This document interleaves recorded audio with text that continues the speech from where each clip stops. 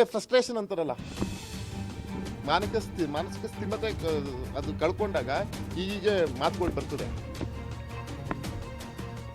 ಇದೆಲ್ಲ ಜನ ನೋಡ್ತಿದ್ದಾರೆ. ಒಂದು ಏನು ಅಂತ ಹೇಳಿದ್ರೆ, ಜನ ಮುಂದಿನ ದಿನಗಳಲ್ಲಿ ಇದನ್ನ ನೋಡಿ ಬುದ್ಧಿ ಕಲಿಬೇಕು ಅನ್ನೋದು ನನ್ನ ಒಂದು ಮಾಧ್ಯಮ ಮುಖಾಂತರ ಜನರಿಗೆ ಈ ಜಿಲ್ಲೆಗೆ ಬೆಂಕಿ ಹಚ್ಚಿಸ್ತಾರೆ ಅವರು.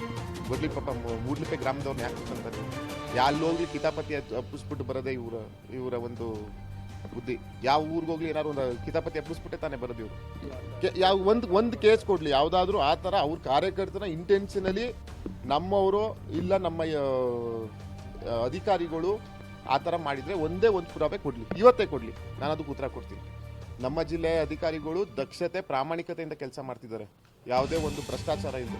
ಅದಕ್ಕೆ ನಾವು ಬೆಂಬಲವಾಗಿ ಅಧಿಕಾರಿಗಳ ಪರ ನಿಲ್ಬೇಕೇ ಹೊರತು ಈ ಥರ ಯಾವ ಪೊಲೀಸ್ ಇಲಾಖೆಯಲ್ಲಿ ಯಾವುದೇ ಒಂದು ಕೇಸ್ ಆಗಿದೆ ತೆಗೆದು ಅವ್ರಿಗೆ ಹೇಳಿ, ಮುಂದೆ ನೀವು ಕೇಳಬೇಕು. ಮತ್ತೆ ಸಿಕ್ಕಿದಾಗ ಯಾವ್ದಾದ್ರು ಒಂದು ಪುರಾವೆ ಕೊಡಿ, ಯಾವುದು ನಿಮ್ಮವ್ರ ಮೇಲೆ ಕೇಸ್ ಆಗಿದೆ ಅಂತ. ಅವ್ರ ಮೇಲೆ ಕೇಸ್ ಆಗಿಲ್ಲ, ಕುಟುಂಬದವ್ರ ಮೇಲೆಲ್ಲ ಕೇಸ್ ಆಗಿದೆಯಲ್ಲ, ಇನ್ನು ಅವ್ರ ಕಡೆಯವ್ರ ಮೇಲೆ ಏನು ಕೇಸ್ ಆಗಬೇಕು, ಕುಟುಂಬದವ್ರ ಮೇಲೆಲ್ಲ ಕೇಸ್ ಆಗಿದೆಯಲ್ಲ. ಹೇಳಿದ್ನಲ್ಲ, ಒಬ್ಬ ಮನುಷ್ಯನ ಸಂಸದನಾಗಿ ಒಬ್ಬ ಸಾಮಾನ್ಯ ಮನುಷ್ಯ ಅನ್ಕೊಳ್ಳಿ. ನನಗೆ ನಮ್ಮ ತಾತ ಅವರು ಸಂಸದರು ಸಚಿವರಾಗಿದ್ದಾನೆ ಅಂದ್ಬಿಟ್ರೆ ನನಗೆ ಬೇರೆ ಇನ್ಯಾವುದೇ ಬ್ಯಾಕ್ಗ್ರೌಂಡ್ ಇಲ್ಲ. ಒಂದು ಹೋರಾಟದಿಂದ ಬಂದವನು ಏನೋ ಏಕಾಏಕಿ ಸಂಸದ ಆಗ್ಬಿಟ್ಟು ಮುಂದಕ್ಕೆ ಇನ್ನೇನಾಗುತ್ತಾರೋ ಇನ್ನೇನು ಅನ್ನೋದು ಒಂದು ಕಳವಳ ಇರ್ಬೋದು. ಮತ್ತು ತಡ್ಕೊಳಕ್ಕಾಗಲ್ವಲ್ಲ ಹಸುವೆ, ಅದಕ್ಕೆ ಈ ಹೇಳಿಕೆ ಕೊಟ್ಟಿದ್ದಾರೆ. ಇದು ಬಾಲಿಶವಾದ ಹೇಳಿಕೆ ಮತ್ತು ಅವರ ಒಂದು ವ್ಯಕ್ತಿತ್ವ, ಆ ನಡತೆ ಆ ಮನುಷ್ಯನಲ್ಲಿ ತೋರಿಸ್ತಿದೆ.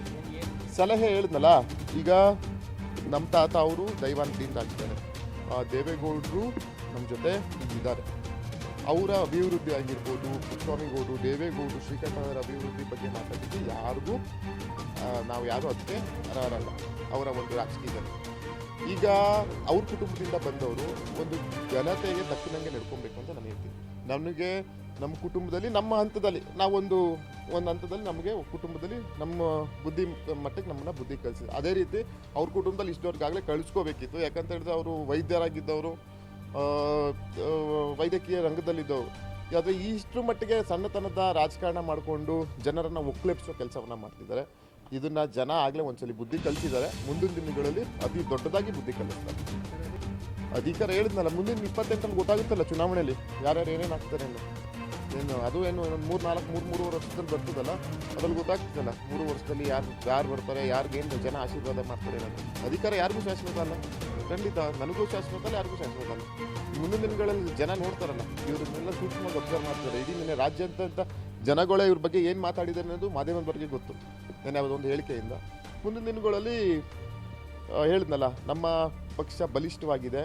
ನಮ್ಮ ಬರೀ ಟೀಕೆ ಟಿಪ್ಪಣಿ ಮಾಡೋದಲ್ಲ ನಮ್ಮ ಕರ್ತವ್ಯ. ನನ್ನ ಸಂಸದನಾಗಿ ಆಯ್ಕೆ ಮಾಡಿದರೆ ಅತ್ಯಂತ ಜವಾಬ್ದಾರಿ ಇದೆ. ಯಾಕಂತ ಹೇಳಿದ್ರೆ ಕಳೆದ ಅವಧಿಯಲ್ಲಿ ಏನೂ ಗುರುತಾದಂಥ ಕೆಲಸಗಳಾಗಿಲ್ಲ. ಅಟ್ಲೀಸ್ಟ್ ಈಗ ನಾನು ವಿರೋಧ ಪಕ್ಷದಲ್ಲಿ ಇದ್ರೂ ಏನೋ ಒಂದು ಹೋರಾಟದಿಂದನಾದರೂ ನಾನು ಅಲ್ಪ ಸ್ವಲ್ಪ ಕೆಲಸ ಮಾಡುವಂಥ ಕೆಲಸವನ್ನು ನಾನು ಮಾಡ್ತಾಯಿದ್ದೀನಿ. ನಾವು ವಿರೋಧ ಪಕ್ಷದಲ್ಲಿ ಕೂತಿದ್ದೀವಿ, ನಾವು ಎಲ್ಲಿ ಕೇಂದ್ರದಲ್ಲಿ ಮಾಡ್ತಾಯಿದ್ದೀವಿ. ಅಂಥದಕ್ಕೆ ಅವ್ರು ಸಾಥ್ ಕೊಟ್ಟು ಇಲ್ಲ ಅವ್ರ ಪಾಡ್ಗೆ ಅವ್ರು ಇರಲಿ. ಅದು ಬಿಟ್ಬಿಟ್ಟು ಈ ಥರ ಟೀಕೆ ಮಾಡಿಕೊಂಡು ಹಳೇದು ಯಾವುದೋ ಒಂದು ಎತ್ಕೊಂಡು, ಅದಕ್ಕೆ ಯಾವುದೇ ಸಾಕ್ಷಿ ಪುರಾವೆ ಇಲ್ಲದೆ ಇರೋಂಥದ್ದನ್ನ ಎತ್ಕೊಂಡು ಒಬ್ಬ ಮೇಧಾವಿ, ಒಬ್ಬ ವಾಗ್ಮಿ ಥರ ಮಾತಾಡೋದನ್ನ ಬಿಡಿ. ಅದನ್ನು ಜನ ಯಾರು ಎಂಟರ್ಟೈನ್ ಮಾಡಲ್ಲ. ಈಗ ಇವತ್ತು ಮಾತಾಡಿದ್ದು ಸೂರಜ್ ಬಗ್ಗೆ ಮಾತಾಡಿದ್ದೀನಿ ಅಷ್ಟೇ.